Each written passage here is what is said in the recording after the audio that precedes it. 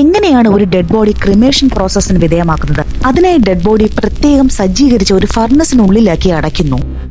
ഈ ഫർണസിനുള്ളിൽ ഏകദേശം 1500 മുതൽ 2000 ഡിഗ്രി സെൽഷ്യസ് വരെ ഇന്റൻസ് ഹീറ്റ് ആയിരിക്കും ഉണ്ടായിരിക്കുന്നത്. ഇത്ര ചൂടിലിരുന്ന് ശരീരം കരിഞ്ഞു പോവുകയും അസ്ഥിശകലങ്ങളായി വേർപെടുകയും ചെയ്യുന്നു. ഏകദേശം 1-2 മണിക്കൂറിനുള്ളിൽ തന്നെ ഈ പ്രോസസ്സുകളെല്ലാം നടന്നു കഴിയുന്നു. ഇങ്ങനെ വേർപെട്ടു വരുന്ന അസ്ഥികളെ കൂളിങ്ങിന് വിധേയമാക്കുന്നു. അങ്ങനെ തണുത്തു കഴിഞ്ഞ ഈ അസ്ഥികൾ ഒരു മാഗ്നറ്റിക് ഡിറ്റക്ടറിനടിയിൽ കൂടി കടത്തിവിടുന്നു. അതുമൂലം ആ അസ്ഥികൾക്കിടയിൽ ഏതെങ്കിലും തരത്തിലുള്ള മെറ്റൽ ഒബ്ജക്ട്സുകൾ ഉണ്ടെങ്കിൽ ആ മാഗ്നറ്റ് അതിനെ വലിച്ചെടുക്കുന്നു. പിന്നീട് ബാക്കി വരുന്ന അസ്ഥിശകലങ്ങൾ ഒരു മെഷീൻ വഴി പൊടിച്ച് ക്രിമേഷൻ പ്രോസസ് പൂർത്തിയാക്കുന്നു.